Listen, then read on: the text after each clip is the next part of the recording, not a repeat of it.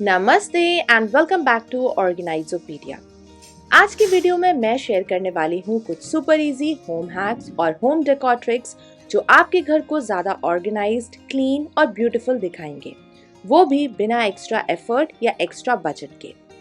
हम सब चाहते हैं कि घर फंक्शनल भी हो और स्टाइलिश भी, इसलिए आज के हैक स्टोरेज से लेकर के डेली क्लीनिंग, डेकोर प्लेसमेंट और स्मार्ट स्पेस सेविंग आइडियाज सब कुछ कवर करने वाले हैं। इन टिप्स को आप तुरंत अप्लाई कर सकते हैं, चाहे आप अपना स्पेस रिफ्रेश करना चाहते हो या बस डेली रूटीन को थोड़ा सा और स्मूदर बनाना चाहते हो। तो चलिए फिर स्टार्ट करते हैं इन अमेजिंग से होम हैक्स को आज के इस वीडियो में।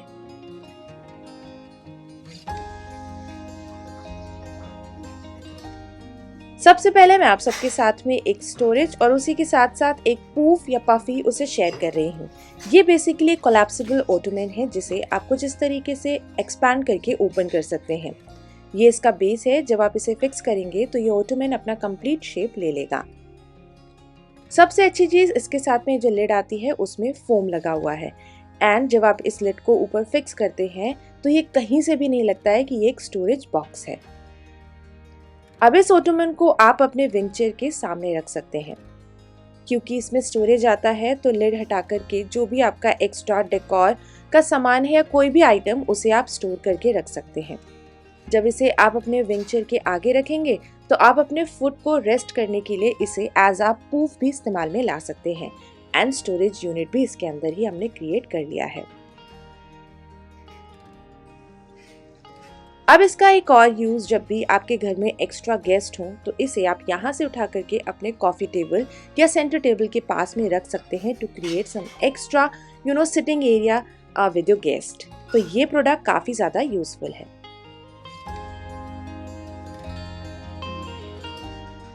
अब अगर आपके पास में कोई इस तरीके का फ्लोर लैंप है जिसकी हाइट हमने मैक्सिमम कर दी है लेकिन फिर भी ये उतना ज़्यादा हाइट पर नहीं आ रहा है, कुछ इस तरीके से देखने में सुंदर नहीं लगता है, तो आप इस तरीके के जो स्टूल्स आते हैं उनका इस्तेमाल कर सकते हैं। इसे मैंने बंजारा मार्केट से लिया था। ये सेट ऑफ 3 में आते हैं और बाकी के सारे स्टूल्स ख़राब हो गए हैं। ये एक रह गया है जिसे मैं इस लैम्प के साथ यूज़ करती हूँ। बस आपको लैम्प को इस स्टूल के ऊपर रखना है और आपको स्टूल ऐसा ही लेना है या स्टैंड ऐसा लेना है जो आपके लैम्प के साथ में बहुत ईजिली मर्ज या जेल हो जाए। अब देखिए, इससे हमारी हाइट भी बढ़ गई और किसी को ये भी नहीं पता चलेगा कि हमने यहाँ पर कुछ एक्स्ट्रा नीचे एक स्टूल लगाया है जिसकी वजह से इसकी हाइट बढ़ रही है। During my interior designing course मुझे ये समझाया गया था कि 2 चीजें जब हम साथ में रखते हैं तो उनकी हाइट मैच होनी चाहिए in terms of ratio and proportion. यहाँ पर हमारा जो लैम्प है वो मेन पॉइंट है और प्लांट के कंपैरिजन में वो काफ़ी ज़्यादा छोटा लग रहा है, यानी बिल्कुल वो अपनी जगह पर हाईलाइट नहीं हो रहा है, छुप गया है। तो इसके लिए आप एक छोटा सा DIY कर सकते हैं। सेम टाइप का प्लांटर ले लें। जैसे वो मेटल का लैम्प है तो मैंने मेटल का ही प्लांटर ले लिया है जो मेरे पास ऑलरेडी पड़ा था। अब इसको मैं इसके ऊपर रख रही हूँ और इससे जो हमारी हाइट है वो थोड़ी सी एलिवेट हो जाएगी एंड अब जो प्लांट है उससे हमारा फोकल पॉइंट हट करके लैम्प में आ जाएगा एंड ये जो एक एरिया है वो अपने आप में कंप्लीट लुक देने लग जाएगा। तो इस छोटे छोटे DIYs के साथ में आप ऐसी चीज़ों को कर सकते हैं।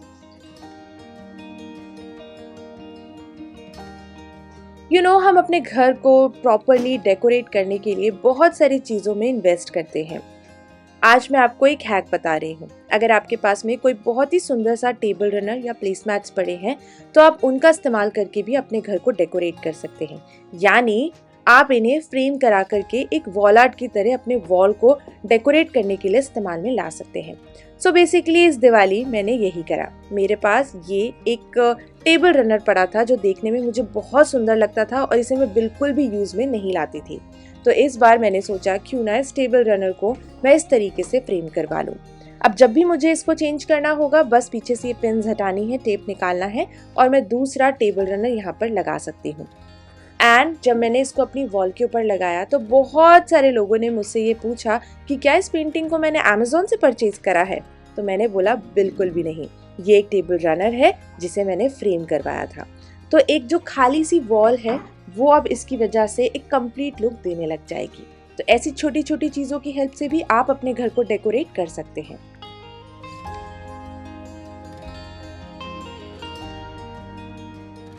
एक और DIY होम डेकोर आइडिया, ये बेसिकली एक मिरर था जिसे मैंने अमर कॉलोनी मार्केट दिल्ली से परचेज किया है। पीछे मिरर लगा हुआ आया था जिसे हमने हटा दिया है। जैसे आपको ऊपर यहाँ टाइल्स दिख रहे हैं, उन्हें होल्ड करने के लिए छोटे छोटे नेल्स लगाए हैं। एग्जैक्टली उसी तरीके से नेल्स का इस्तेमाल करके मिरर भी लगाया गया था। तो नेल्स हमने हटा दिए हैं with the help of plier. और अब हमारा ये जो एक छोटा सा मिरर था उसे हमने एक वॉल फ्रेम में कन्वर्ट कर लिया है।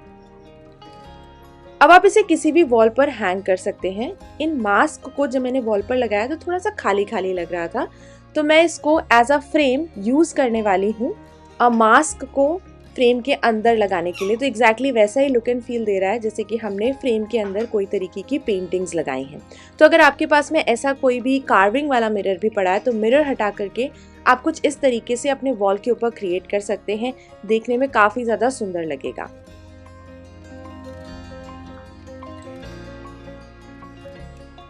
अब दिवाली तो चली गई है, लेकिन हर बार तो पॉसिबल नहीं है कि हम जो रियल फ्लावर्स होते हैं उनको टाइमली चेंज कर पाएँ। तो कभी ना कभी तो आपको इन्हें आर्टिफिशियल स्टिक्स के साथ में ट्रांसफ़र करना पड़ता है। तो ऐसी बड़ी स्टिक्स जब भी हम प्लांटर में डालते हैं या वेस्ट में डालते हैं तो वो इधर से उधर शिफ्ट होती रहती हैं। तो आज मैं आपको एक छोटा सा हैक बता रही हूँ। बस आपको प्लायर की हेल्प से ये जो स्टिक है, या आपके पास कोई भी आर्टिफिशियल प्लांट है या फ्लावर की स्टिक्स हैं, उनको आपको ऐसे सेपरेट कर लेना है। क्योंकि ये वायर से अटैच्ड होते हैं तो प्लायर की हेल्प से आप इन्हें बहुत ईजिली इस तरीके से अलग कर सकते हैं। अब जितना भी आपको एक बंच जैसा रेडी करना है उसको आप इस तरीके से एक साथ लेकर के आए और नीचे किसी भी चीज़ से इसे टाई कर दें। जैसे मैं यहाँ पर रबर बैंड का इस्तेमाल कर रही हूँ। अब क्योंकि ये ओरिजिनल नहीं है तो आप इन्हें इस तरीके से थोड़ा एक्सपांड कर लें ताकि एक अच्छा फ्लफी सा लुक एंड फील आए। अब आप इसे अपने बेस के अंदर डाल सकते हैं।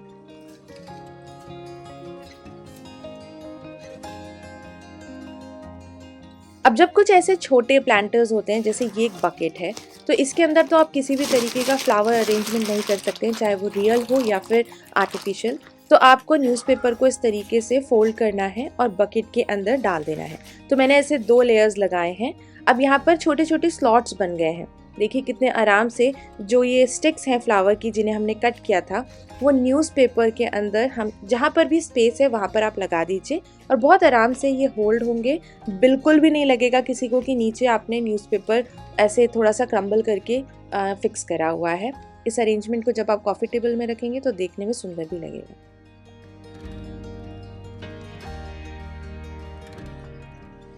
इस तरीके से जो भी वायर्स होते हैं वो देखने में उतने ज़्यादा सुंदर नहीं लगते हैं। तो एक छोटा सा हैक इन्हें हाइड करने के लिए, आप कोई भी बड़ा सा प्लांटर या फिर इस तरीके से जो आपके लॉन्ड्री बास्केट होते हैं उनको ले सकते हैं। ये जूट वाला है तो देखने में भी सुंदर लग रहा है। जो एक्स्ट्रा वायर था उसे मैंने शू रैक के पीछे पुश कर दिया है एंड अब आप देख सकते हो कि वायर बिल्कुल भी विजिबल नहीं है। अब इसको आप इस्तेमाल में ला सकते हैं स्टोरेज के लिए, जैसे आपके अम्ब्रेलास को होल्ड करने के लिए एंट्रेंस पे, या फिर बच्चों के जो भी बैडमिंटन रैकेट्स, बैट, बॉल, ये सारी चीज़ें आप एक ही जगह पर स्टोर करके रख सकते हैं। स्टोरेज भी क्रिएट हो गया, वायर भी हाइड हो गया एंड ये देखने में अच्छा भी लगेगा।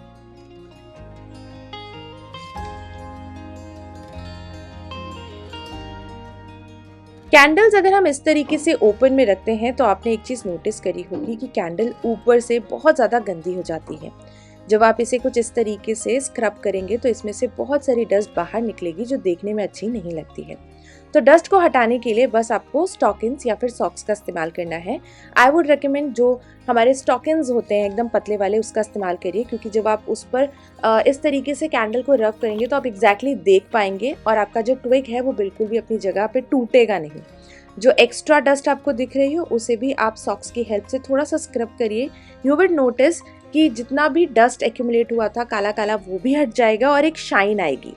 Here you can see the difference. And उसके बाद में आप अपनी कैंडल्स को फ्लॉन्ट करिए, आपकी कैंडल्स भी अच्छी लगेंगी एंड घर भी।